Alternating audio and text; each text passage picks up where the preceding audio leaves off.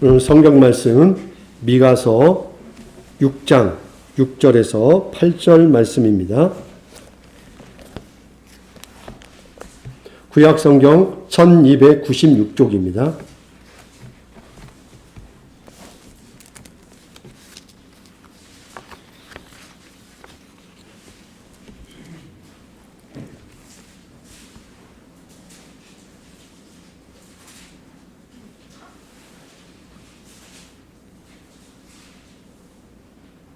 내가 무엇을 가지고 여호와 앞에 나아가며 높으신 하나님께 경배할까?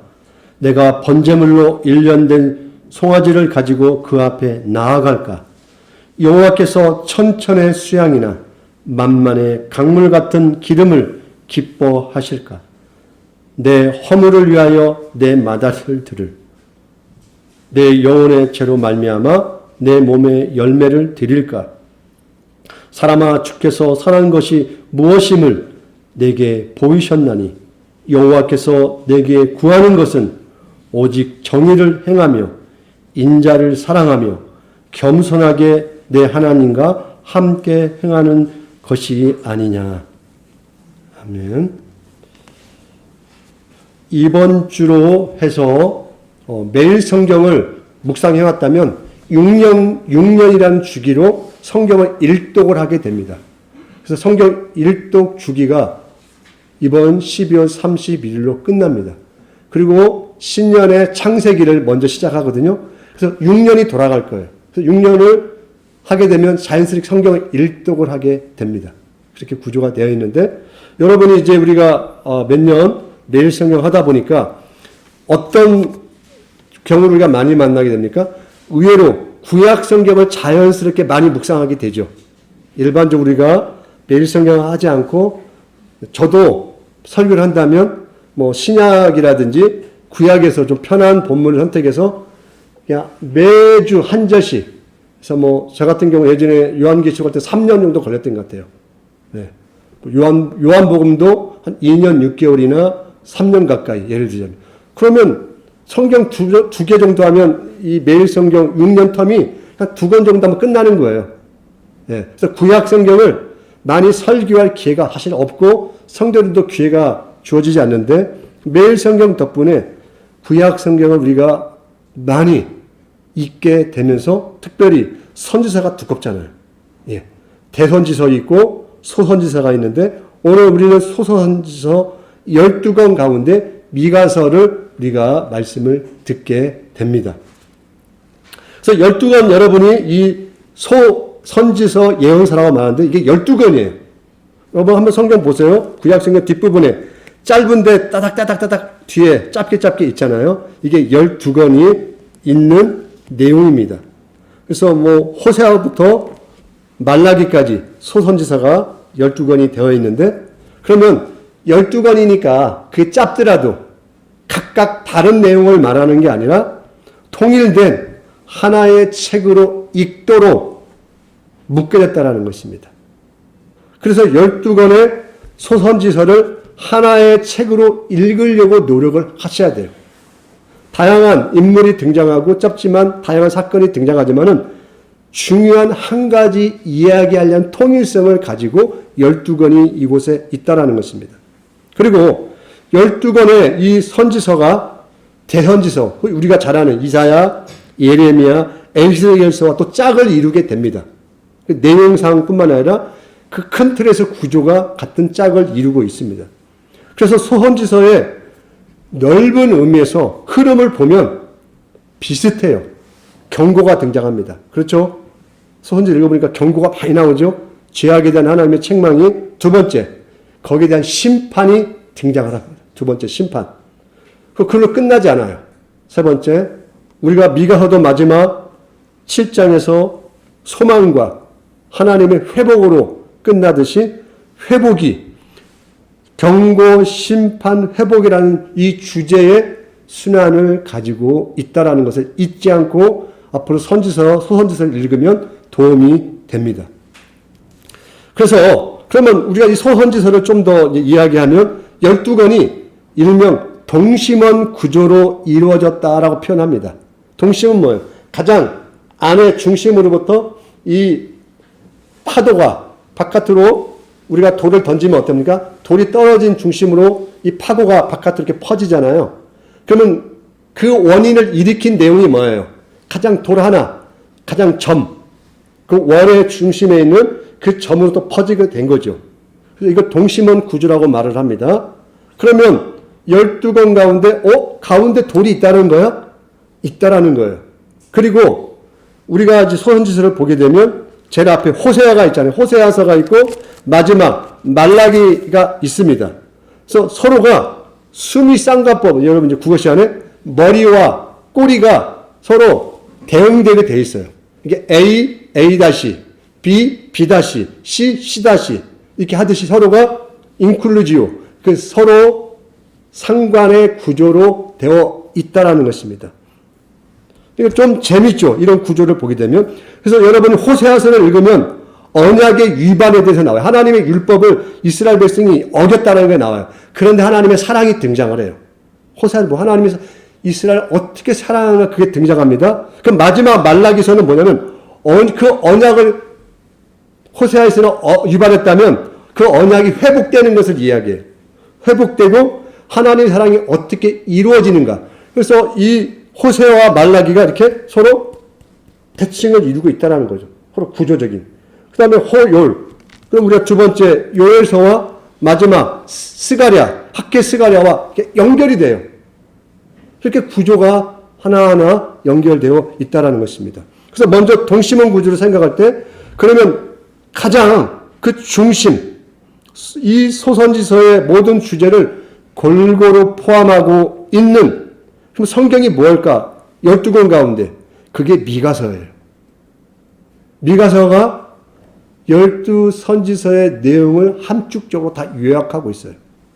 그러면 그 미가서 가운데 가장 그 파고의 중심으로 파고 들어가서 점을 하나 딱 찍는다면 그 핵심이 6장 8절이에요.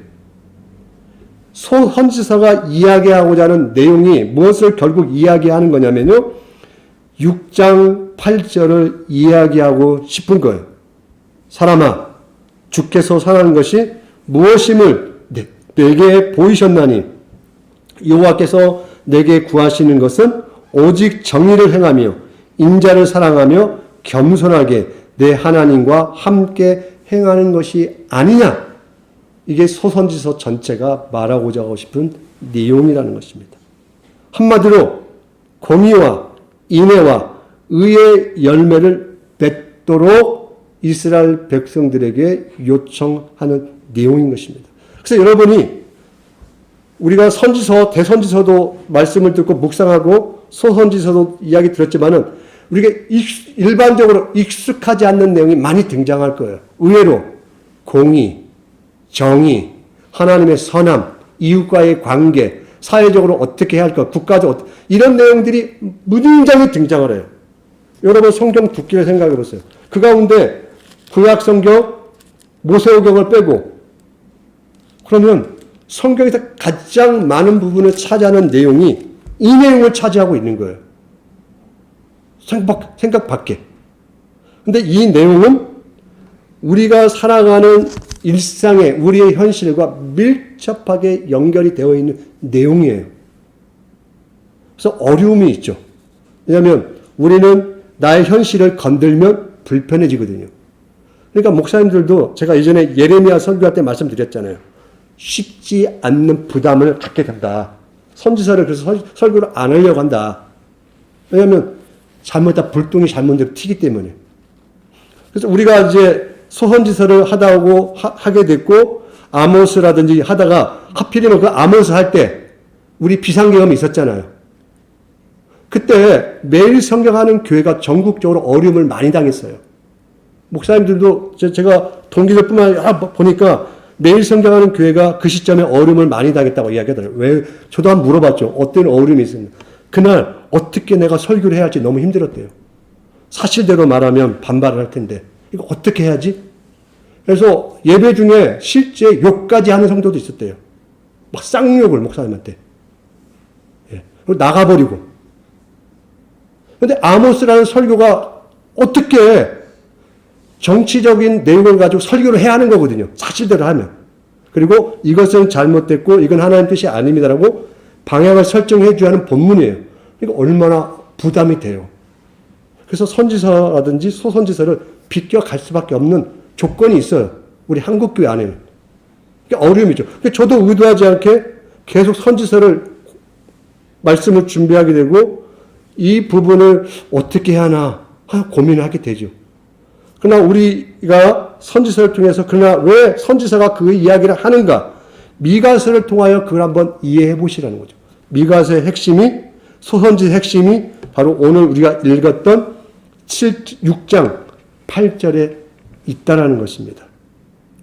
그래서 그럼 여러분이 미가서를 이미 묵상했으니까 이해할 거예요. 왜 이렇게 하나님이 야단을 치시나? 신랄하게 야단을 치시잖아요.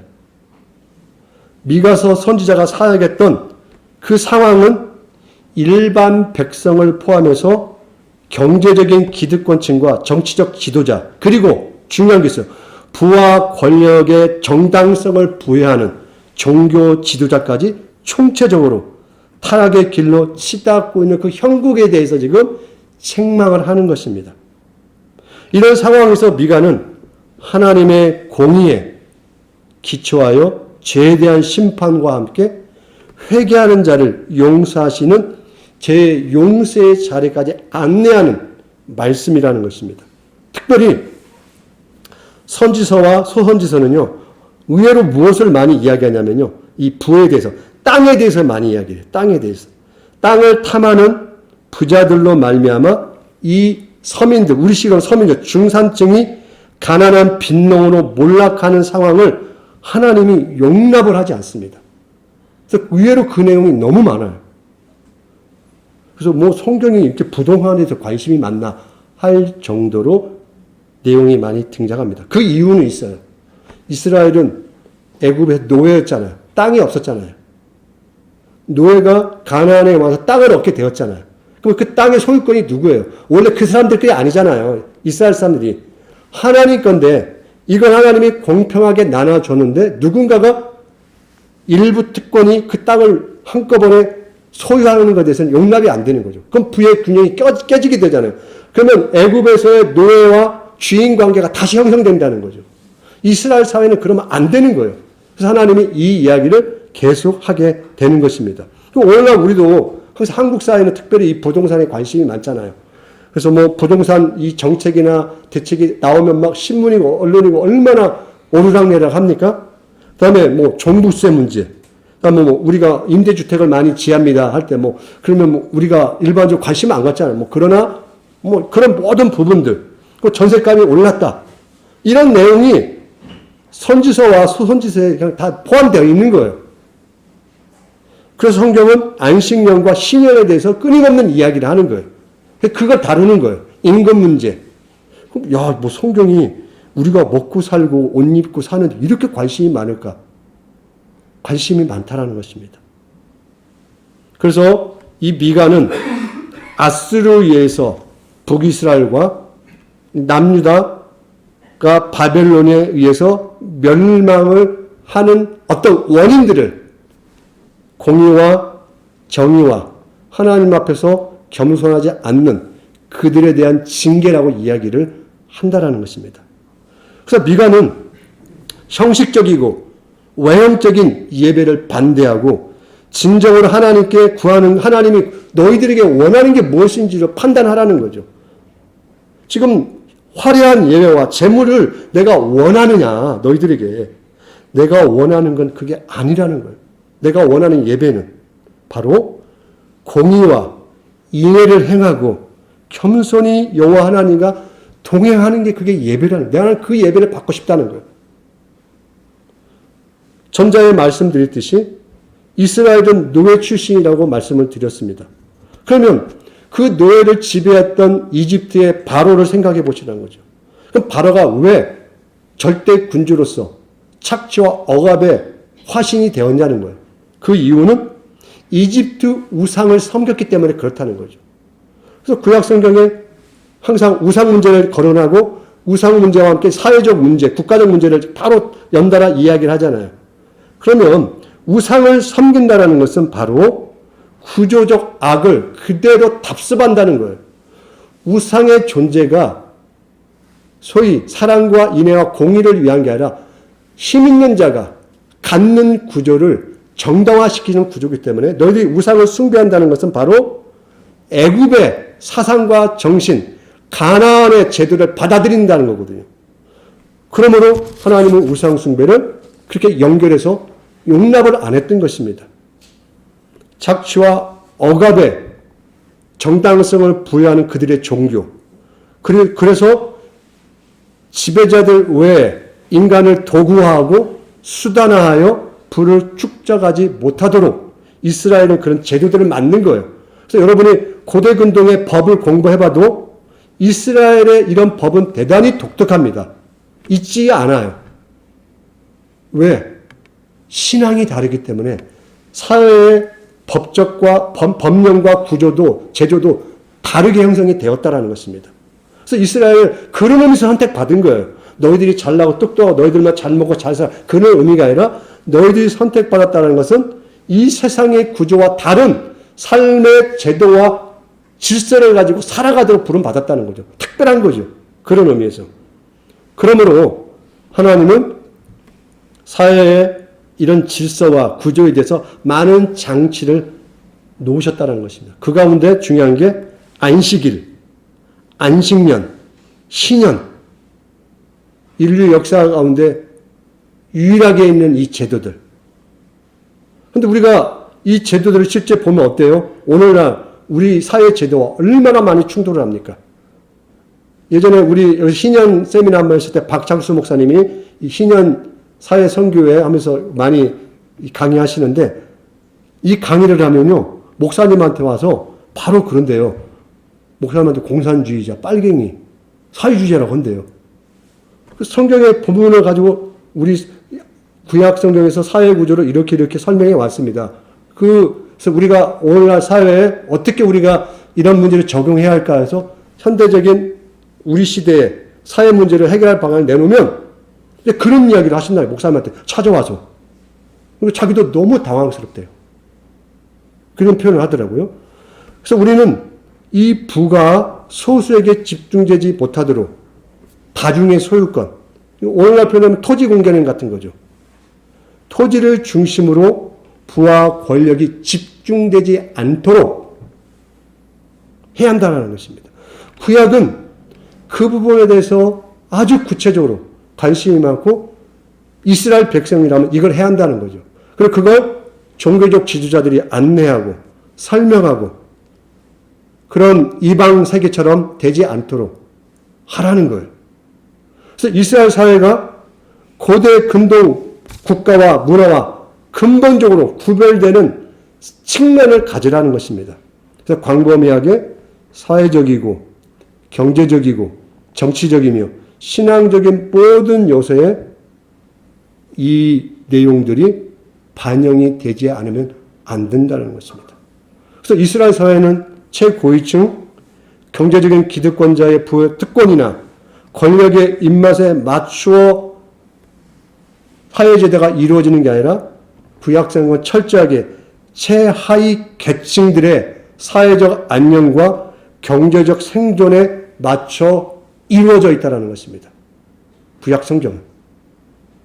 그래서 많이 토지를 소유하고 부유한 자들의 소수의 이해와 이득보다는 가장 약하고 가장 가난하고 가장 생존의 위협에 처해 있는 자들을 보호하는 게 하나님의 정의와 인자하심에 맞는 신앙 행위라고 이야기한다는 것입니다. 이는 이스라엘 신앙의 실천적 내용을 보여주는 사회 지표예요. 하나님은 이스라엘 신앙이 있나 없나를 확인하는 지표를 어디를 쓰셨냐면 바로 그들이 가난하고 고통받는 약자를 어떻게 대하는가를 그들이 신앙의 지표로 삼으셨던 거예요. 그래서 구약 성경을 읽으면 끊임없이 그 이야기 등장하는 거예요. 비껴갈 수가 없잖아요. 여러분. 뭐 이사야, 예레미야, 애가 뭐 어디 하나 그 비껴갈 수 있는 본문이 없어요. 그 정도로 이스라엘의 신앙의 지표를 그렇게 하나님이 확인하셨다라는 것입니다. 그런 의미에서 하나님을 잊고 다른 우상을 믿고 쫓아간다면 이스라엘 사회는 급속도로 우상 숭배와 왜 그게 연결될까? 우상을 숭배하면 그러한 질서로 들어간다는 것입니다. 불의와 압제에 빠질 수밖에 없다. 그래서 사회적인 악들이 만연해지는 방향으로 추락하고 그때 이스라엘 백성들이 아무리 자신들이 정성을 다해 예배하고 있다고 말을 하고 성전에서 종교적인 열정을 드러낼지라도 하나님은 그들의 악을 면제시켜주지 않았다라는 것입니다. 다시 말해서 이스라엘이 어떤 종류의 사회였는가 또는 어떤 종류의 사회여만 했는가는 그들이 예배했던 하나님과 뗄래야 뗄 수 없게 연결되었다라는 것입니다.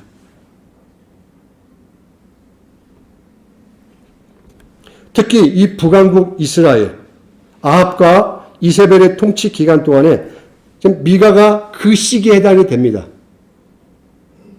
가장 발생한 그 위기, 신앙적 위기 때 예배를 받아야 할 마땅한 하나님이 아닌 그들의 신은 바알인가? 질문을 하게 되었고요. 사회적으로는 과연 그들이 하나님의 사랑을 누구에게 보일 것인가? 아합과 이세벨과 권력의 힘에 사회적 역량을 거기에 집중시킬 것인지 약자들에게 하나님의 은혜를 베풀 것인지 대한 질문을 끊임없이 하게 되었다라는 것입니다.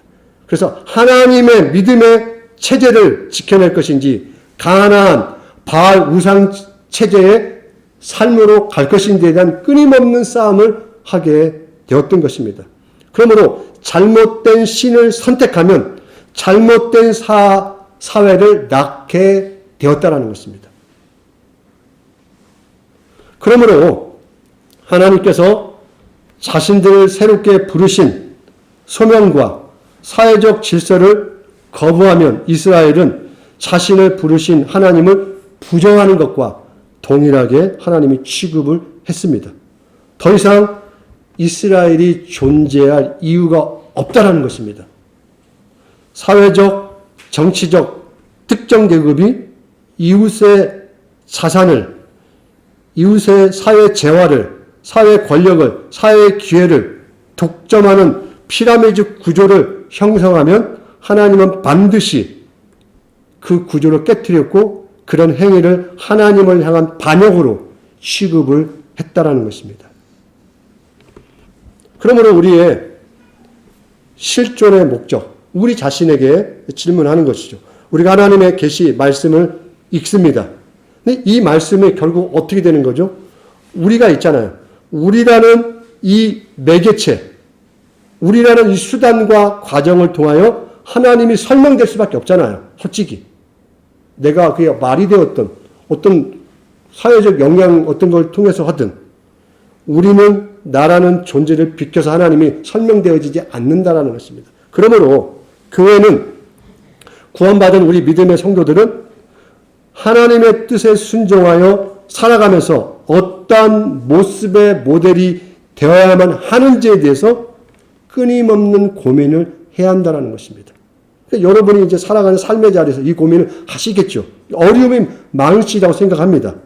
내가 사는 이미 사회의 구조가 있을 것이고 이 사회가 추구하는 열망들이 있을 텐데 그 안에서 내가 하나님의 삶의 모델인데 내 모델이 어떤 거에 들어가서 어떤 원칙과 정책에 어떤 결과물에 영향을 미치도록 되어 있는 거잖아요. 그게 어떤 형태든.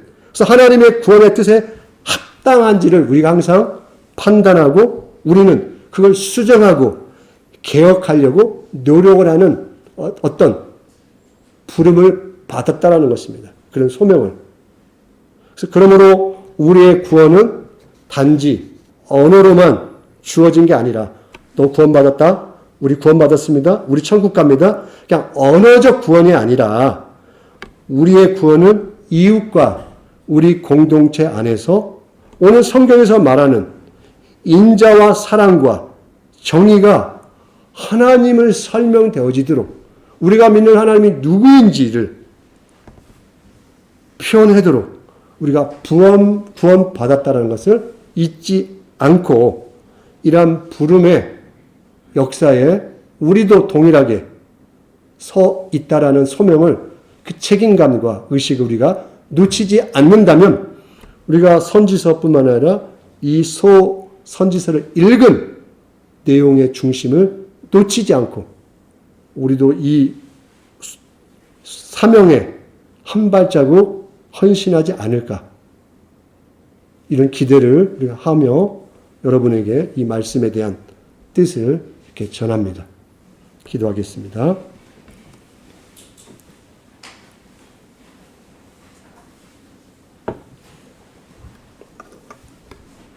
사랑의 아버지 하나님, 우리가 사는 삶의 자리는 결코 쉽지 않은 여러 복잡함과 다양한 생각과 다양한 체제들이 충돌하는 공간입니다.